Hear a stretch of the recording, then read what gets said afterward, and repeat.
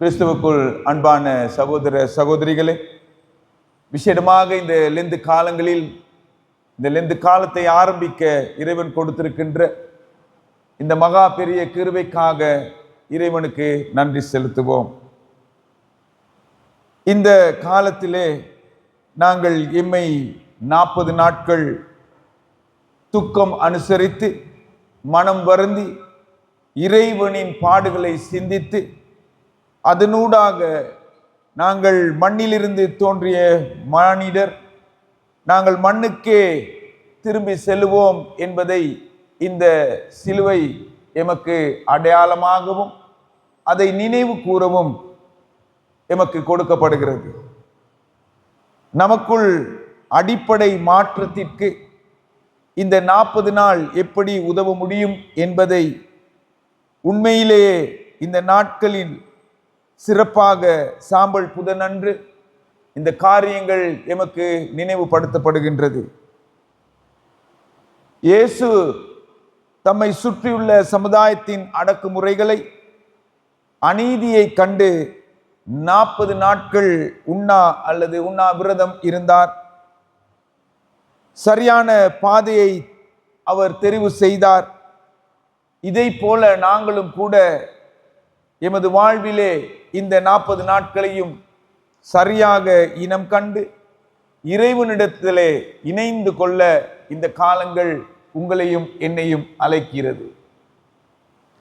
எனவே தாங்கள் விரும்புகின்ற ஆன்மீக நலன்களை அடையவும் தங்கள் பாவங்களுக்கு பரிகாரம் செய்யவும் சமய வேறுபாடுகள் இல்லாமல் எல்லா காலத்திலும் எல்லா நாட்டிலும் மக்கள் கடும் தவம் புரிந்து வந்துள்ளார்கள் என்பதை நாங்கள் காணக்கூடியதாக இருக்கிறது. இதே போல பழைய ஏற்பாட்டிலும் கூட யோனா இறைவாக்கினரின் போதனையை கேட்டு நினிவேயில் மக்கள் 40 நாட்கள் கடும் தவம் புரிந்தார்கள் என்பதை நாங்கள் திருமறையிலே காணக்கூடியதாக இருக்கிறது. இந்த பின்னணியில் தான் கிறிஸ்துவுக்கு பின் 3ஆம் அல்லது 4ஆம் நூற்றாண்டிலே கிறிஸ்துவின் உயிர்ப்பு பெருவிழாவிற்கு முன்னர் 40 நாட்கள் தவக்கால ஆயத்தம் செய்யும் பழக்கம் கிறிஸ்தவ மக்களிடத்திலே அது தோன்றியது. ஏன் நாங்கள் 40 நாட்கள் தவம் இருக்க வேண்டும்? இந்த 40 நாட்கள் ஏன் விசேஷமானவை என்பதை நாங்கள் திருமறையினூடாக சிந்திக்க வேண்டியவர்களாக இருக்கிறோம். நோவா காலத்தில் பெருவெள்ளம் 40 நாட்கள் நீடித்தது என்பதை நீங்களும் நானும் அறிவோம். இஸ்ரவேல் மக்கள் பாலைவனத்திலே 40 நாட்கள் பயணம் மேற்கொண்டார்கள் என்பதை திருமறை எமக்கு நினைவுபடுத்துகிறது. எலியா தீர்க்கதரிசி இரவும் பகலும் 40 நாட்கள் உண்ணா நோம்பிருந்தார் என்பதை திருமறை மீண்டும் எமக்கு நினைவுபடுத்துகிறது. அதை போல மோசே 40 நாட்கள் சீனாய் மலையில் நோம்பிருந்தார் அல்லது உபவாசம் இருந்தார் என்பதை நாங்கள் காண்கின்றோம். அதை போல நம் ஆண்டவர் இயேசு கிறிஸ்து பாலைவனத்தில் 40 நாட்கள் உபவாசம் இருந்தார் என்பதை நாங்கள் காண்கின்றோம். எனவே 40 என்ற எண் திருமறையிலே முக்கியத்துவம் வாய்ந்ததாக அது காணப்படுகிறது.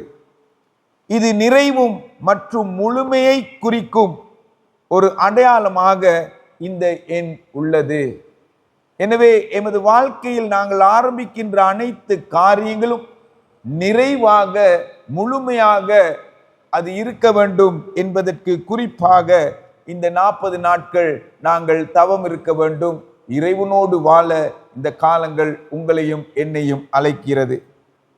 எனவே இந்த 40 நாட்களில் நாங்கள் அனைவரும் தவம் மேற்கொண்டு மனம் திரும்பி தம்மை ஒடுக்கி நல்வழியில் செல்ல தொடர்ந்து முன்னேறும் மன வலிமையை பெற்றுக்கொள்ள இந்த காலங்கள் எமக்கு உதவுகிறது. எனவே விசேஷமாக இந்த 40 நாட்களிலும் நீங்களும் நானும் எமது பழைய வாழ்விலிருந்து நாங்கள் மனம் திரும்ப வேண்டும். முக்கியமான காலங்கள் மற்ற நாட்களைப் போல இந்த 40 நாட்களில் நீங்களும் நானும் வாழ முடியாது. எனவே தான் எமது மறை மாவட்டத்திலோ அல்லது இலங்கை திருச்சபையிலோ அல்லது கிறிஸ்தவ மக்களிடத்திலோ திருமணங்கள் இந்த காலங்களில் நிறுத்தி வைக்கப்படுகிறது. விசேஷ வைபவங்கள் நிறுத்தி வைக்கப்படுகிறது. பண்டிகைகள் கொண்டாட்டங்கள் நிறுத்தி வைக்கப்படுகிறது. ஏன்? எமது வாழ்வை இன்னும் இறைவனிடத்திலே ஒடுக்கி மனம் வருந்தி எமது வாழ்வை மீளாய்வு செய்ய இந்த காலங்கள் அழைக்கிறது.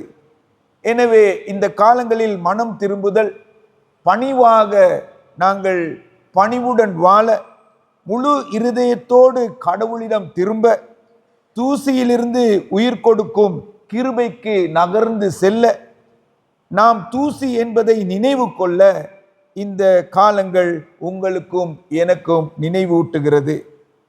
எனவே பிரியமானவர்களே, உலக பணியிலிருந்து ஆத்மீக புதுப்பித்தலுக்கு நாங்கள் கவனம் செலுத்த வேண்டியதாக இந்த காலங்கள் இருக்கிறது. வெளிப்பாட்டிற்காக பக்தியை கடைப்பிடிப்பதற்கு பதிலாக கிறிஸ்துவில் இரக்கத்தை கண்டறியும் அழைப்பை அது வேண்டி நிற்கின்றது.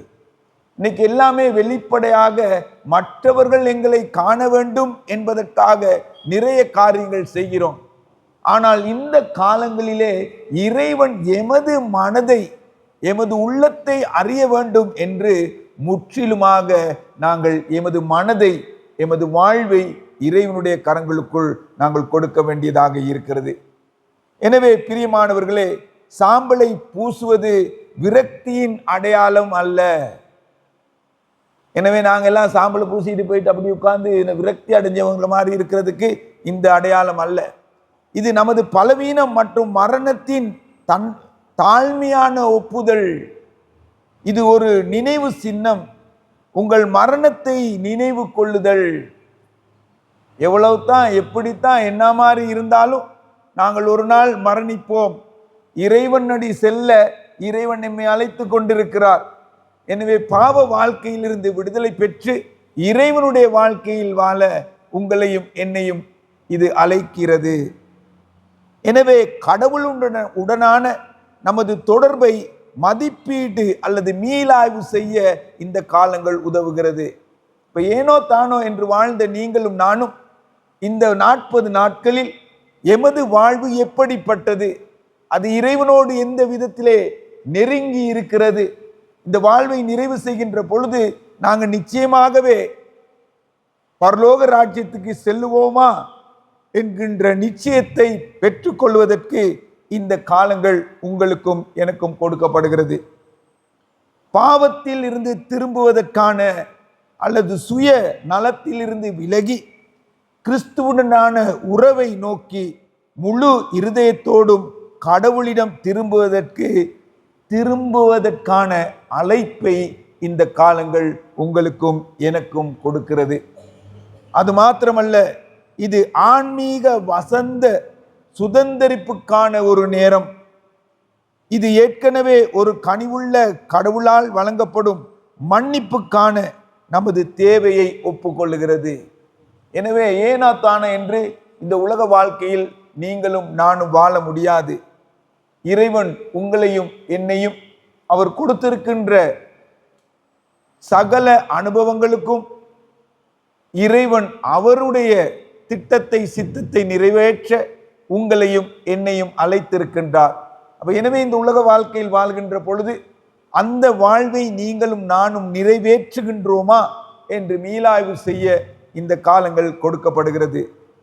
வெளிப்புற பக்திக்கு பதிலாக உள்நோக்கிய மாற்றத்தில் அல்லது புதிய மாற்றம், நொறுங்கிய இதயத்தில் கவனம் செலுத்த அது உங்களையும் என்னையும் அழைக்கிறது.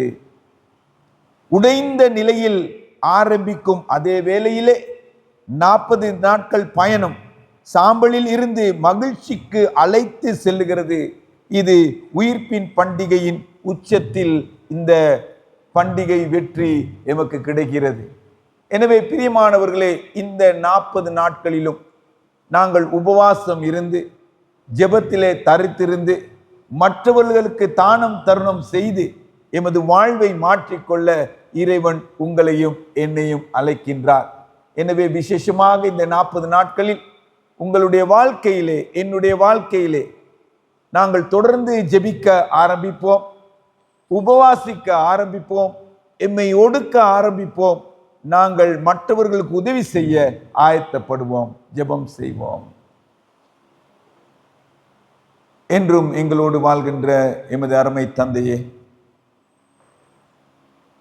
விசேடமாக எமக்கு இந்த 40 நாட்களை இந்த காலங்களிலே நீர் ஒதுக்கி உமது உயிர்ப்பின் பண்டிகையை கொண்டாடுவதற்கும் எமது வாழ்வை மீளாய்வு செய்து இன்னும் எமது வாழ்க்கையில் காணப்படுகின்ற சகல குறைகளையும் நீக்கி நிறை ஆசியை பெற நீர் எம்மை அழைப்பதற்காக உமக்கு நன்றி செலுத்துகிறோம்.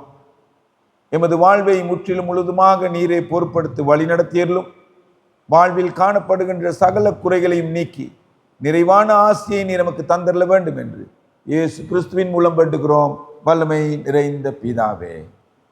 ஆமென்.